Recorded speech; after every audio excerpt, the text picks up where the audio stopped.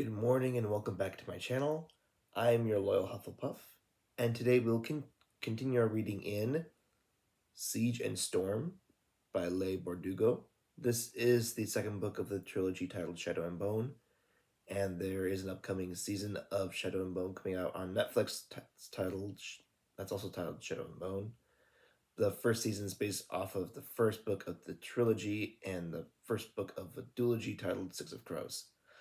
I'm in the process of getting a comparison video set up for the Shadow and Bone side, and that's what I'll be working on.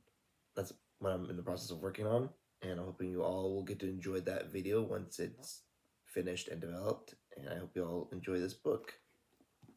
So let's continue our reading in Siege and Storm, Chapter 6. Sankt Ilya stood barefoot on the shore of a dark sea. He wore the ragged remnants of a purple robe, his arms outstretched, his arms turned upward. His face had the blissful, placid expression saints always seem to wear in paintings, usually before they were murdered in some horrific way. Around his neck he wore an iron collar that had once been connected to the heavy fetters around his wrists by thick chains. Now the chains hung broken by his sides. Behind Sankt Ilya, a sinuous white serpent splashed in the waves. A white stag lay at his feet, gazing out at us with dark, steady eyes. But neither of these creatures held our attention. Mountains crowded the background behind the saint's left shoulder. And there, barely visible in the distance, a bird circled a towering stone arch. Maul's finger traced its long tail feathers, rendered in white and the same pale gold that illuminated Sankt Ilya's halo. "It can't be," he said. The stag was real. So was the sea whip. So this is different. He was right. The Firebird didn't belong to one story, but to 1,000.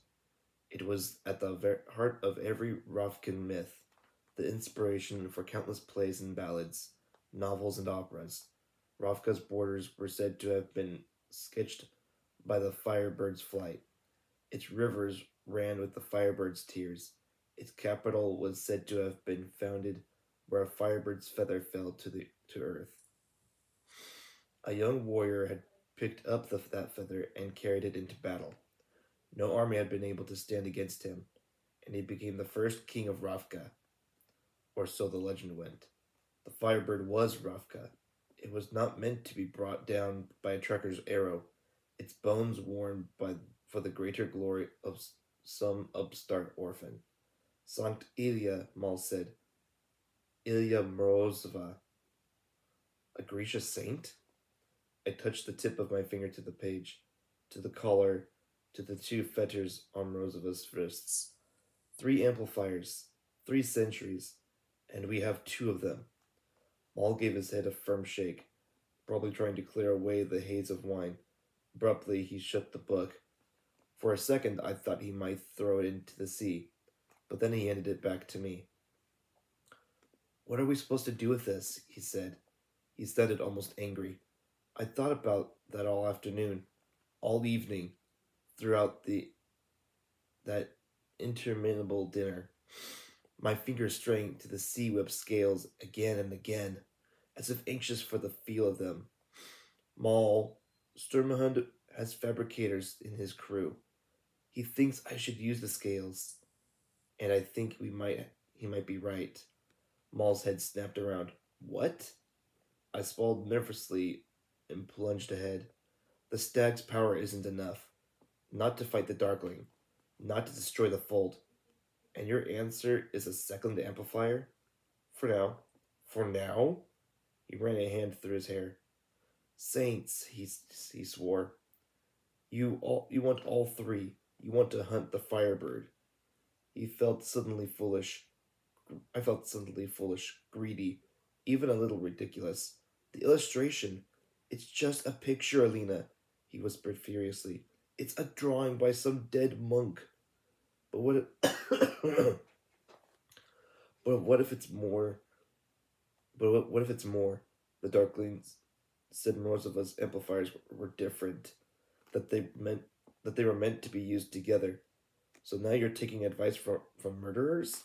No, but did you make any other plans with the Darkling while you were holed up against below decks? While you were holed up together below decks? We weren't holed up together, I said sharply. He was just trying to get under your skin. Well, it worked. He gripped the ship's railing, his knuckles flexing white. Someday I'm going to put an arrow through his neck. I heard the echo of the Darkling's voice. There are no others like us. I pushed it aside and reached out to lay my hand on Miles' arm. You found the stag, and you found the sea whip. Maybe you were meant to find the firebird too.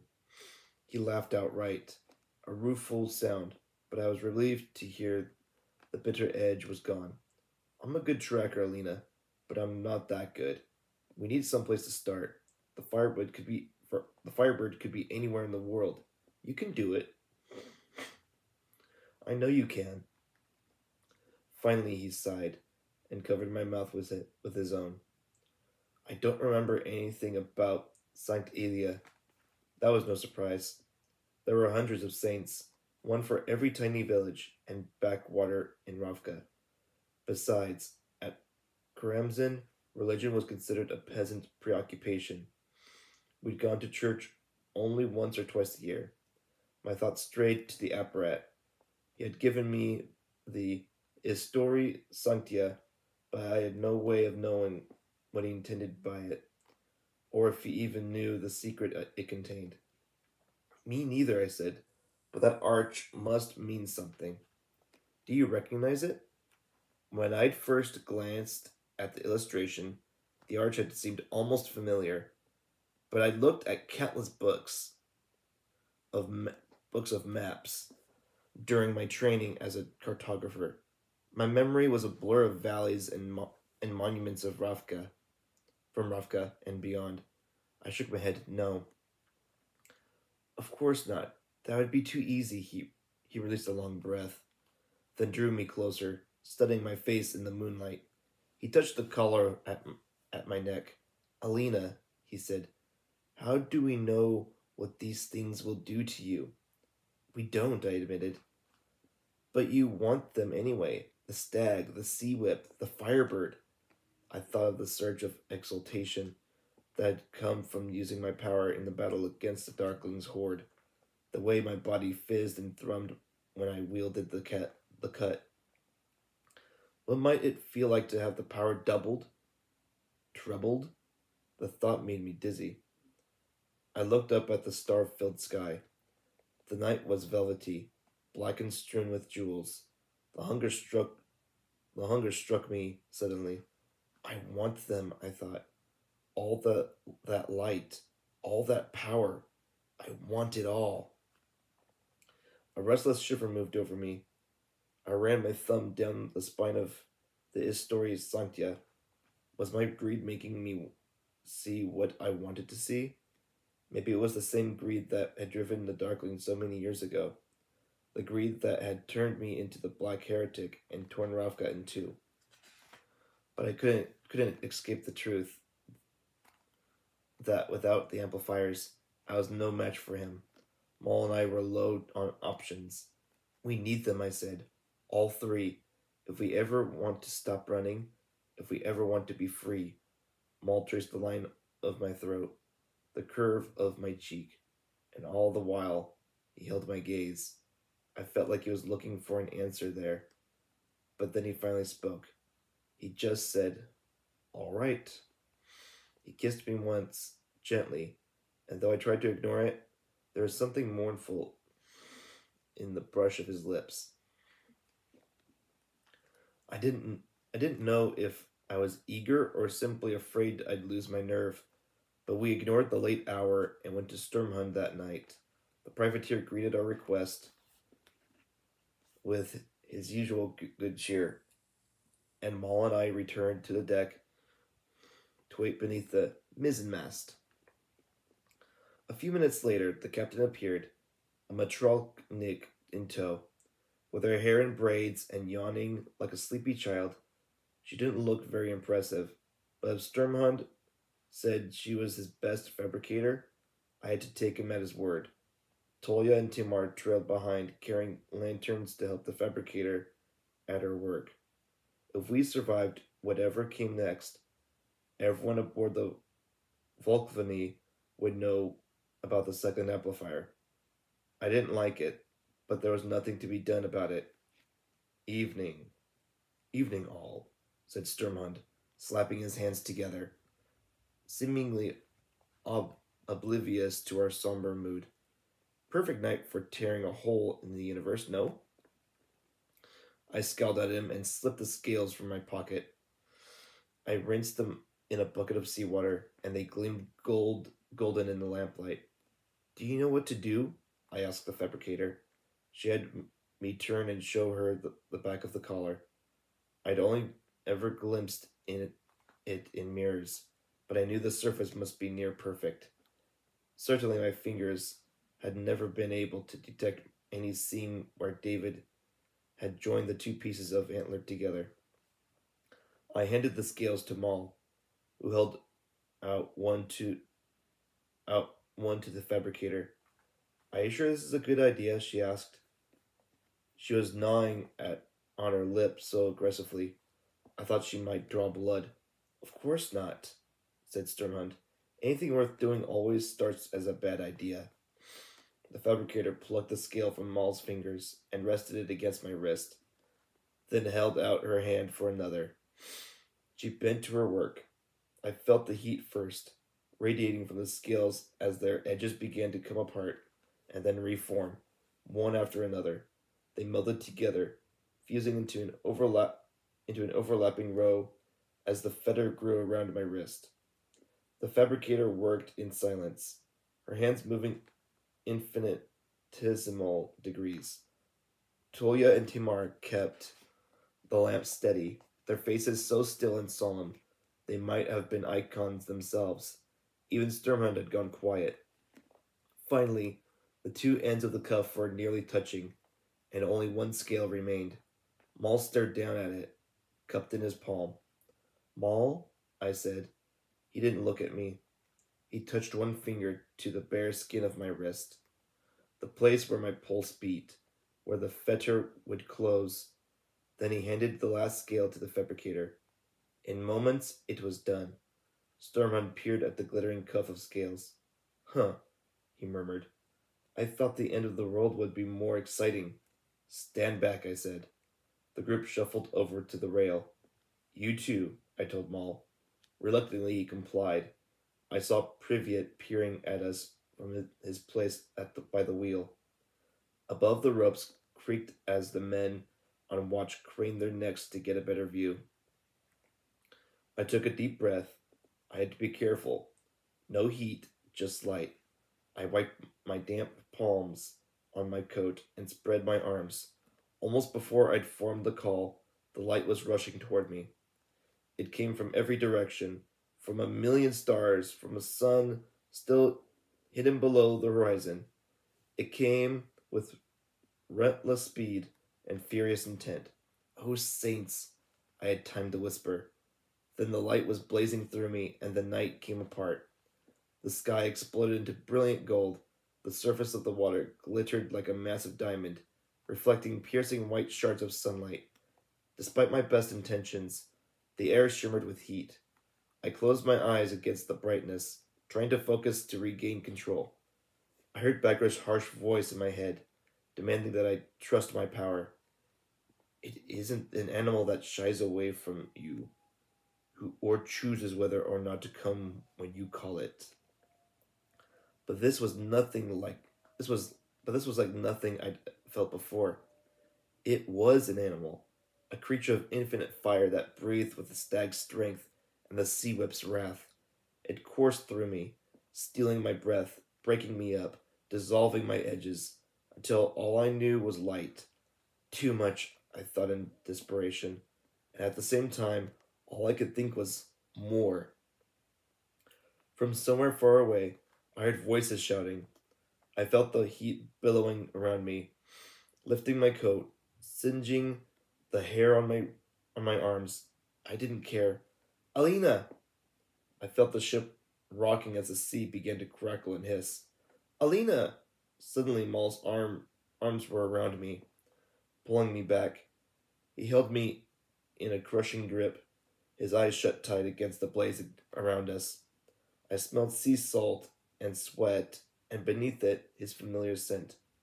Karamzin, meadow grass, the dark green heart of the woods. I remembered my arms, my legs, the press of my ribs as he held me tighter, piecing me back together.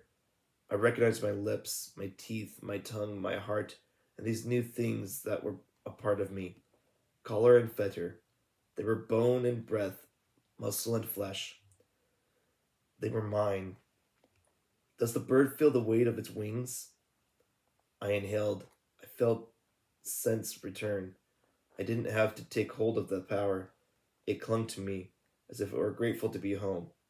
In a single glorious burst, I released the light. The bright sky fractured, letting the night back in, and all around us, sparks fell like fading fireworks, a dream of shining petals blown loose from 1,000 flowers. The heat relented, the sea calmed. I drew the last scraps of light together and wove them into a soft sheen that pulsed over the deck of the ship. Stormhound and the others were crouched by the railing, their mouths open in what might have been awe or fear. Maul had me crushed to his chest, his face pressed to my hair, his breath coming in harsh gasps. Maul, I said quietly. He clutched me tighter. I squeaked, Maul. I can't breathe. Slowly, he opened his eyes and looked down at me.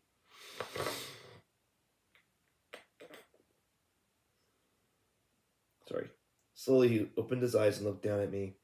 I dropped my hands, and the light disappeared entirely.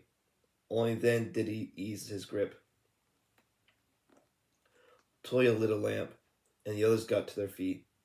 Stormhound dusted off the gaudy folds of his teal coat.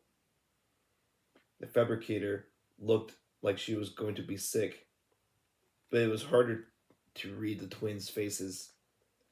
Their golden eyes were alight with something I couldn't name. Well, summoner, said Stormhound, a slight wobble to his voice. You certainly know how to put it on a show. Maul bracketed my face with his hands. He kissed my brow, my nose, my lips, my hair, then drew me tight against him once again. You're all right? He asked. His voice was rough. Yes, I replied. But that wasn't quite true.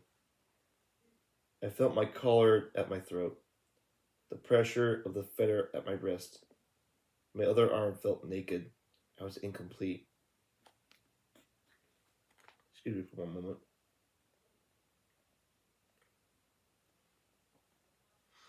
All right.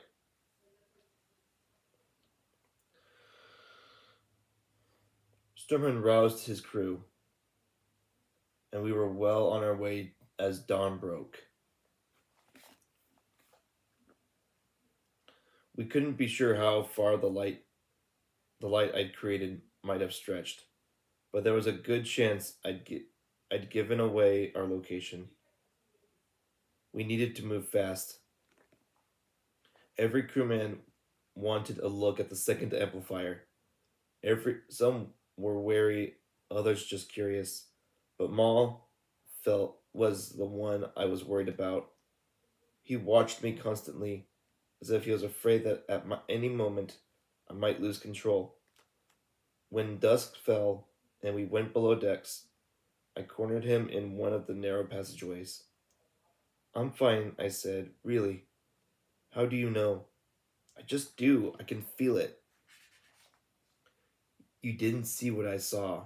It got away from me. I didn't know what to expect. He shook his head.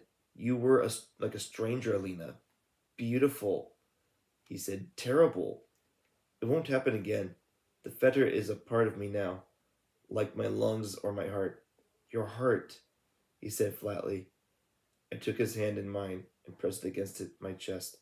It's still the same heart, Maul. It's still yours. I lifted my other hand and cast a soft tide of sunlight over his face. He flinched.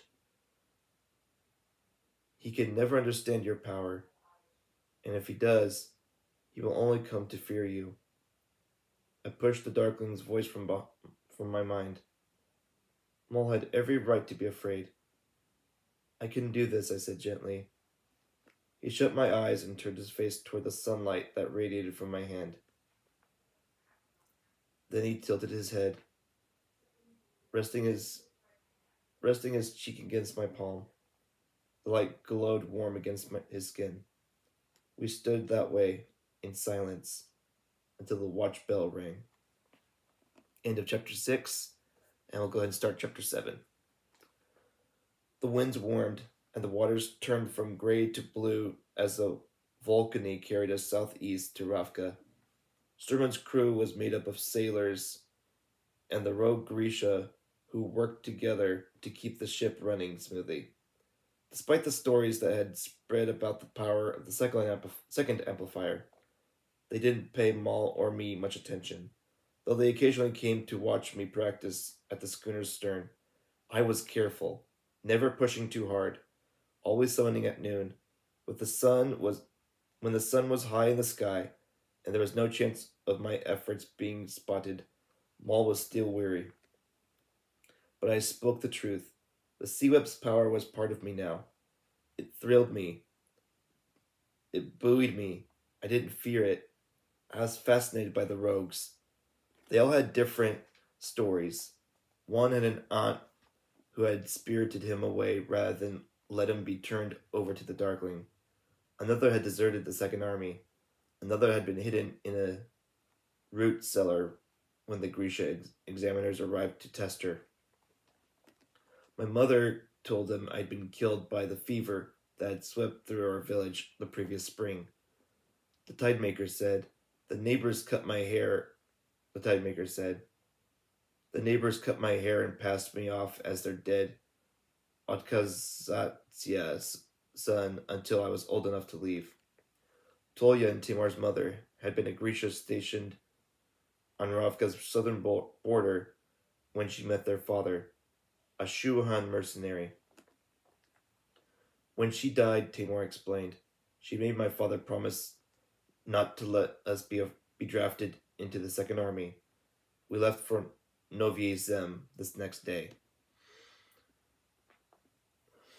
Most rogue Grisha ended up in Novye Zem. Aside from Ravka, it was the only place where they didn't have to fear being experimented on by Shu doctors or burned by Fredan witch hunters. Even so, they had to be cautious about displaying their power. Grisha were valued slaves, and less scrupulous Kurch traders were known to round them up and sell them in secret auctions. These were the very threats that had led so many Grisha to take refuge in Ravka and join the Second Army in the first place. But the rogues thought differently. For them, a life spent looking over their shoulders and moving from one place to the next to avoid discovery was preferable to a life in service to the Darkling and the Ravkan King. It was a choice I understood. After a few monotonous days on the schooner, Maul and I asked Tamar if she would show us some Zemanite combat techniques. It helped ease the tedium of shipboard life and the awful anxiety of returning to West Ravka.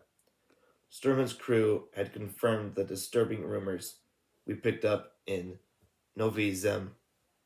Crossings of the fold had all but ceased, and refugees were fleeing its expanding shores. The First Army was close to revolt, and the Second Army was in tatters. I was most frightened by the news that the Apparat's cult of the Sun Saint was growing. No one knew how He'd managed to escape the Grand Palace after the Darkling's failed coup, but he had resurfaced somewhere in the network of monasteries spread across Ravka. He was circulating the story that I died on the fold and been resurrected as a saint. Part of me wanted to laugh, but turning through the blood pages of the Historia Sanctia late at night, I couldn't summon so much as a chuckle. I remembered the apparat smell, the unpleasant combination of incense and mildew, and pulled my coat tighter around me. He had given me the red book. I had to wonder why.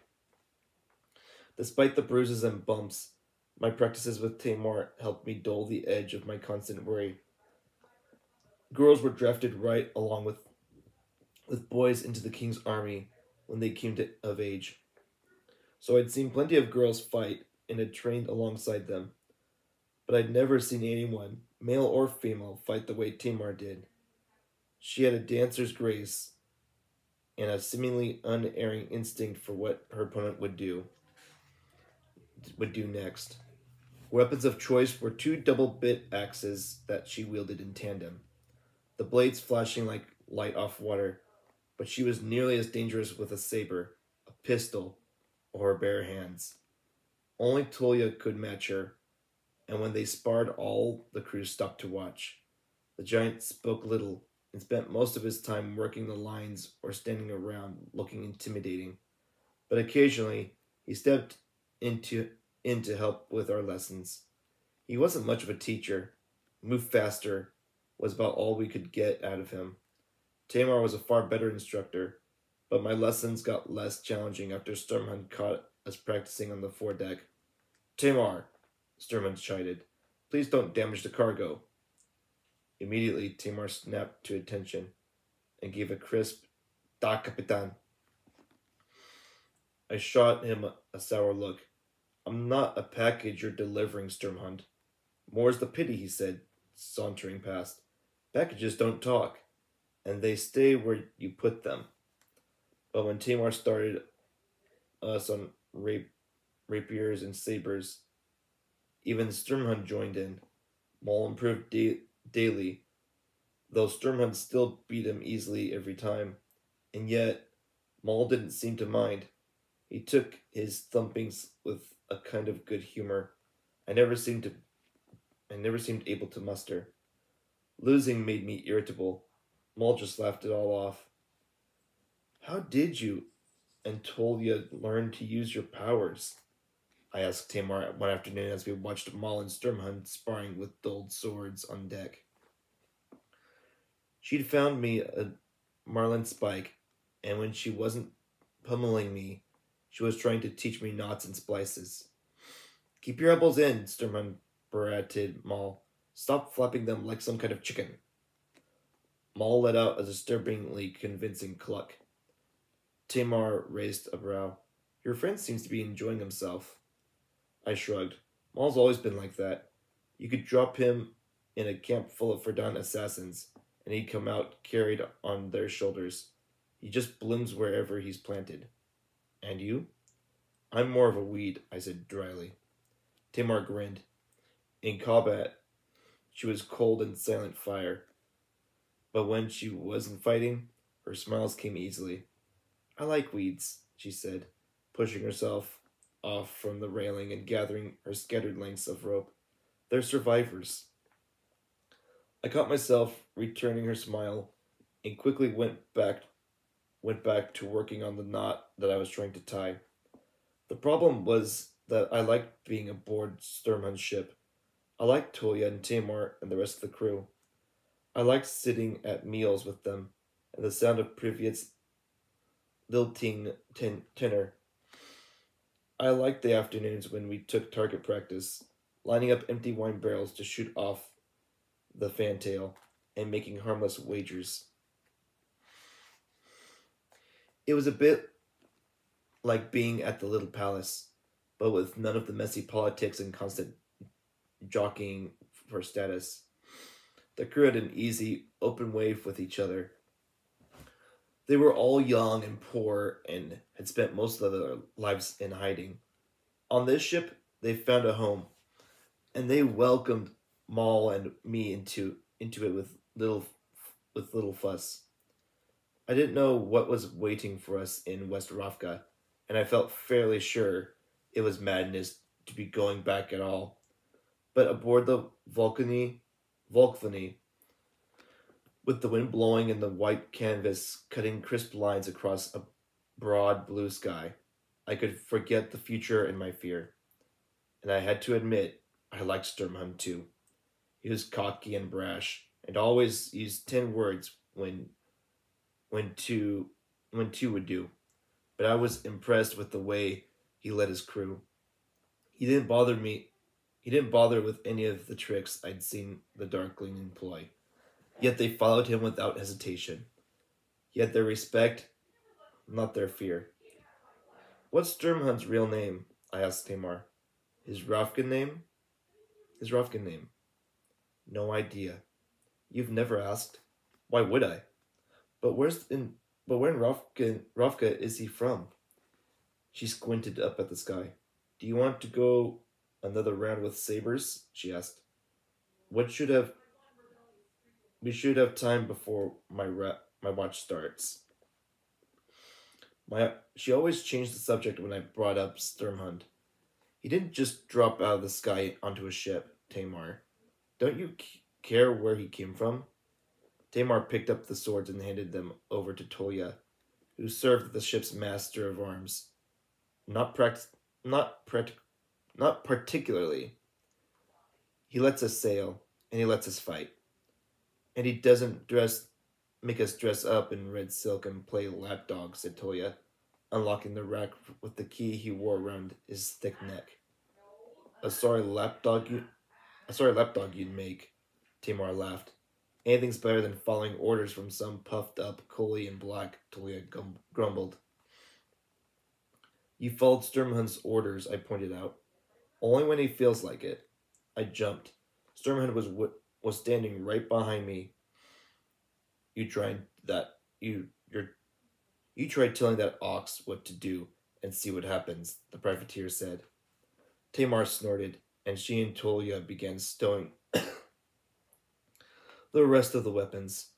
Sturmhund leaned in and murmured, If you want to know something about me, lovely, all you need to do is ask. I was just wondering where you're from, I said defensively. That's all. Where are you from? Karamzin. You know that. But where are you from? A few dim memories flashed through my mind. A shallow dish of cooked beets. A slippery feel of them between my fingers as they stained my hands red. The smell of egg porridge riding on someone's shoulders. Maybe my father's down a dusty road at Karamzin. Even mentioning our parents had been considered a betrayal of the Duke's kindness and a sign of ingratitude. We'd been taught never to speak of our lives before we arrived at the estate, and eventually most of the memories just disappeared. Nowhere, I said. The village I was born in was too small to be worth a name. Now, what about you, Sturmhund? Where did you come from? Nowhere, I said. Oh, the privateer grinned. Again, I was struck by the thought that there was something off about his features. My mother was an oyster, he said with a wink, and I'm the pearl. He strolled away, whistling an off-key tune. 2 nights later, I woke to find Tamar looming over me, shaking my good shoulder. Time to go, she said. Now? I asked blearily.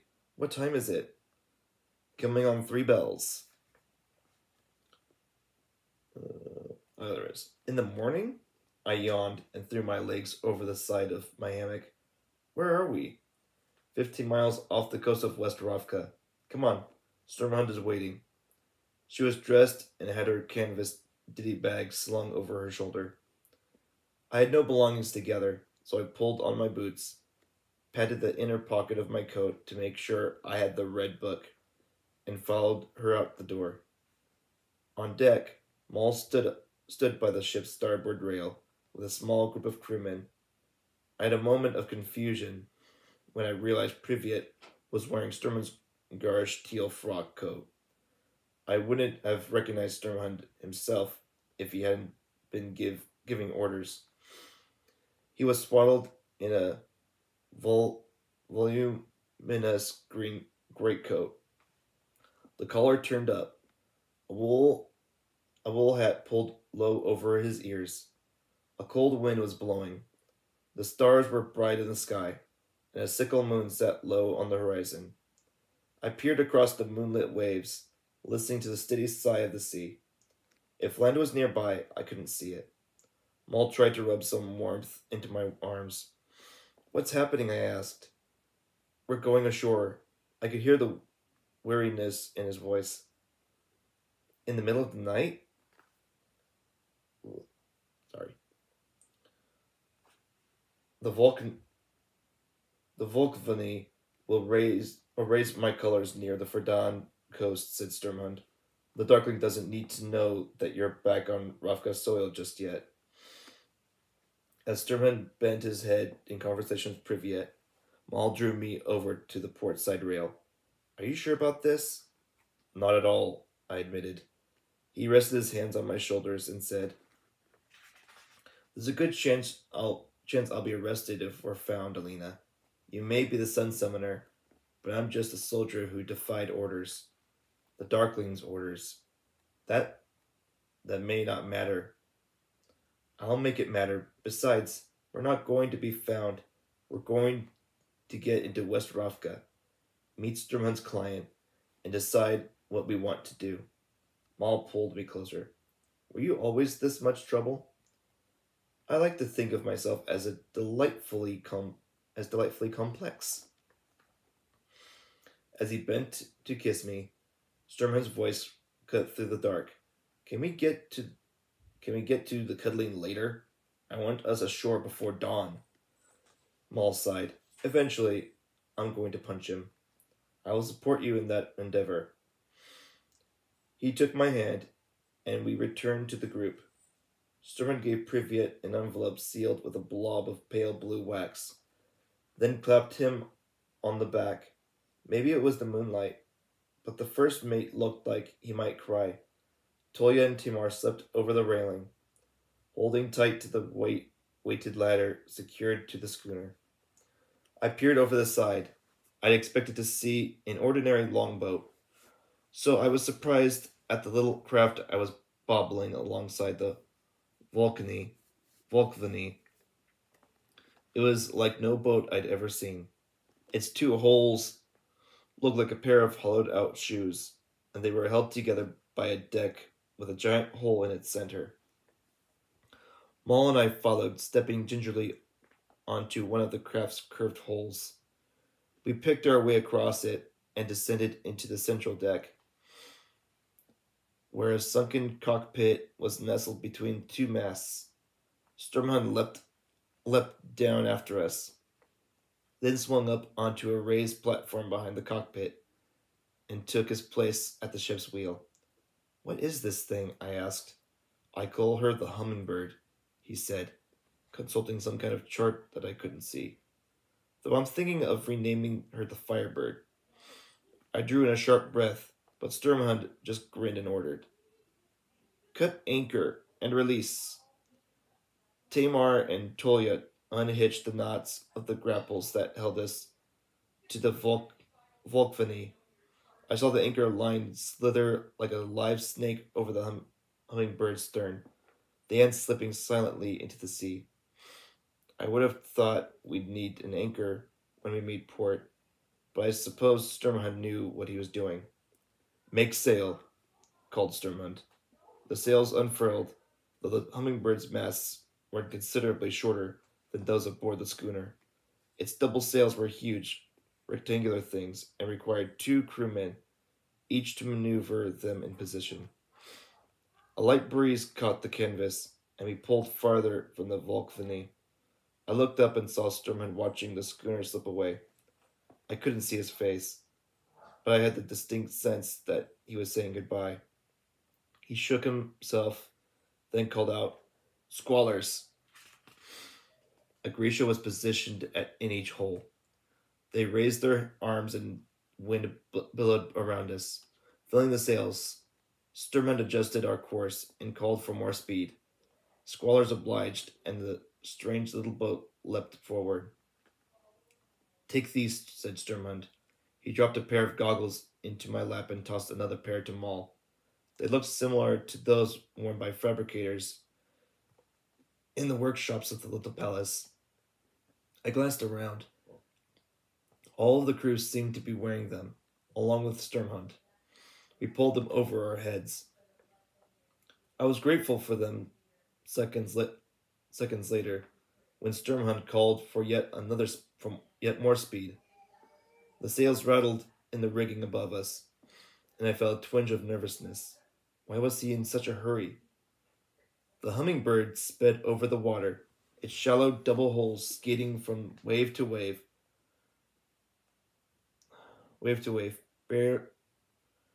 barely seeming to touch the surface of the sea.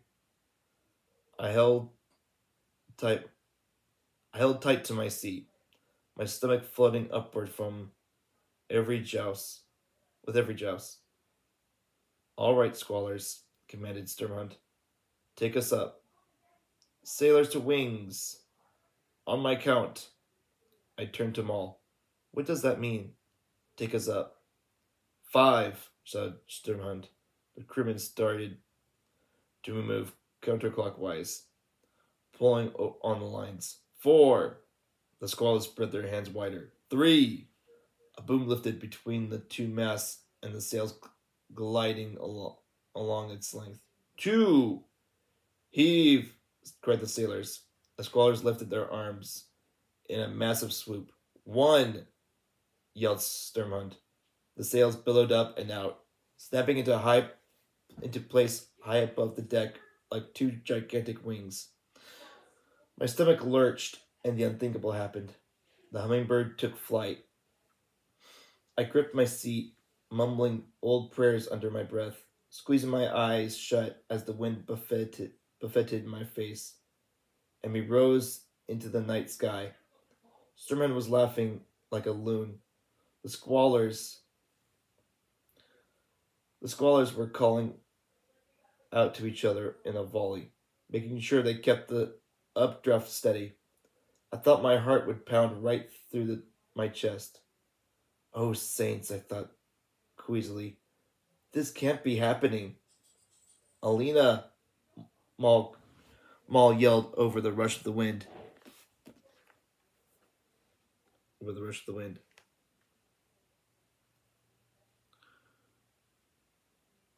Where was I? What? I forced the word through tightly clenched lips. Alina, open your eyes. You've got to see this.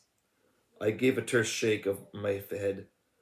That was exactly what I did not need to do.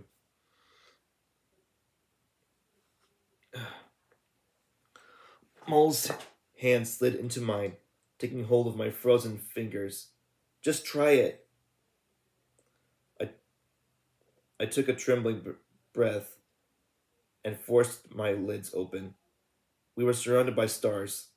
Above us, white canvas stretched into two broad arcs, like the taut curves of an archer's bow. Just checking to see. Okay, just making sure. I knew I shouldn't, but I couldn't stop myself from craning my neck over the cockpit's edge. The roar of the wind was deafening far below. The moonlit waves rippled like the bright scales of a slow-moving serpent. If we fell, I knew we would shatter on its back. A little laugh, somewhere between elation and hysteria, burbled out of me. We were flying. Flying! Maul squeezed my hand and gave an exultant shout. This is impossible, I yelled. Sturmhund whooped. When people say impossible, they usually mean improbable. With the moonlight gleaming off the lenses of his goggles and his great coat billowing around him, he looked like a complete madman. I tried to breathe. The wind was holding steady. The squallers and the crew seemed focused, but calm. Slowly, very slowly, the knot in my chest loosened and I began to relax. Where did this thing come from? I shouted to Sturmhund. I designed her. I built her. And I crashed a few prototypes. I swallowed hard. Crash was the last word I wanted to hear. Maul leaned over the lip of the cockpit, trying to get a better view of the gigantic guns positioned at the foremost points of the holes. Those guns, he said, they have multiple barrels. And they're gravity fed. No need to stop to reload. They fire 200 rounds per minute. That's impossible. The only problem is overheating. But it isn't so bad on this model. I have a Zemini gunsmith trying to work out the flaws. They have seats, rotate so you can shoot from any angle. It fired down on the enemy, Maul shouted, almost giddily. If Ravka had a fleet of these, quite an advantage, no? But the first and second armies would have to work together. I thought of what the Darkling had said to me so long ago. The age of Grisha power is coming to an end. His answer had been to turn the fold into a weapon, but if Grisha power could be transformed by men like Sturmhund, I looked over the deck of the Hummingbird, at the sailors and squallers working side by side, at Tolya and Timor seated behind those frightening guns. It wasn't impossible. He's a privateer, I reminded myself, and he'd stoop to war profiteer in a second. Sturm's weapons could give Ravka an advantage, but those guns could just as easily be used by Ravka's enemies. I was pulled from my thoughts by a bright light shining off the port bow.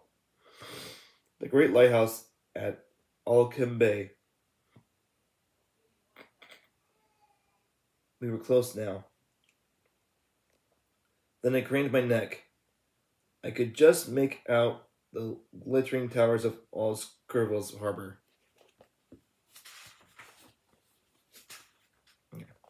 Sturmhund did not make directly for it, but tacked southwest. I assumed we'd set down somewhere offshore. The thought of landing made me queasy. I decided to keep my eyes shut for that, no matter what Maul said. Soon I lost sight of the lighthouse beam. Just how far south did Sturmhund intend to take us? He said he wanted to reach the coast before dawn, and that couldn't be more than an hour or two away.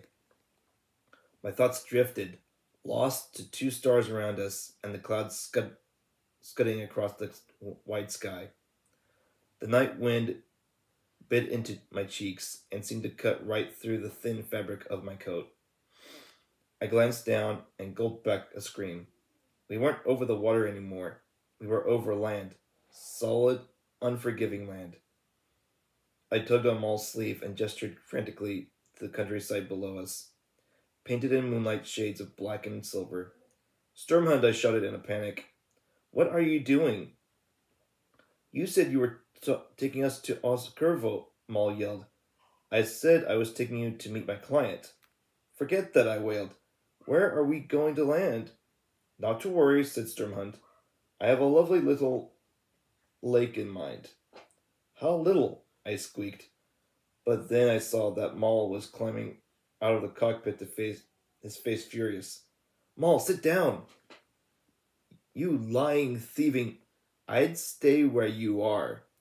I don't think you want to be jostling around when we enter the fold. Maul froze. Sturmhund began to whistle the same off-key little tune. It was snatched away by the wind. You can't be serious, I said. No, not on a regular basis, no, said Sturmhund. There's a rifle secured beneath your seat. Or Ortsev. You want to grab it just in case. You may want to grab it just in case. You can't take this thing into the fold, Maul bellowed. Why not? From what I understand, I'm traveling with the one person who can guarantee safe passage. I clenched my fists, rage suddenly driving fear from my mind. Maybe I'll just let the Volkra have you and your crew for a late-night snack. Sturmhund kept one hand on the wheel and consulted his timepiece. More of an early breakfast. We really are behind schedule. Besides, he said, it's a long way down, even for a sun summoner. I glanced at Maul and knew his fury must be mirrored on my face. The landscape was unrolling beneath us at a terrifying pace. I stood up, trying to get a sense of where we were. Saints, I swore. Behind us lay stars, moonlight, the living world. Ahead of us, there was nothing. He was really going to do it. He was taking us into the fold. Gunners, at your stations, Sturmhond called. Squallers, hold steady. Sturmhond, I'm going to kill you, I shouted. Turn this thing around right now. I wish I could oblige. I'm afraid you want to kill me. You'll just have to wait until we land. Ready? No, I shrieked. But the next moment, we were in darkness. It was like no night ever known. A perfect, deep, unnatural blackness that seemed to close around us in a suffocating grip. We were in the fold. End of chapter 7. I hope you all enjoyed those chapters. We will continue reading throughout this month with Siege and Storm, as well as the kids' book, if you've been following along. I'm doing a kids' book called Flora and Ulysses, and we will be doing a book for Christmas, being the Christmas season. That will be the... Give me 1 second. That will be the Christmas Carol, A Christmas Carol. So, hope you all enjoy this series, and I hope you all will enjoy the Christmas special that will be taking place very soon. And I hope to see you all in the next video. Till then, I'm Loyal Hufflepuff. If you enjoyed this video, please like and subscribe to my channel. And if you want to make any comments about what we were just reading, please make a comment down below. And if you have any other book suggestions in regards to what to read for this month or the month of January, please let me know as soon as possible. That way I can look and to see what books are available for me to read. Until then, I'm the Loyal Hufflepuff, and I'll see you all in the next video.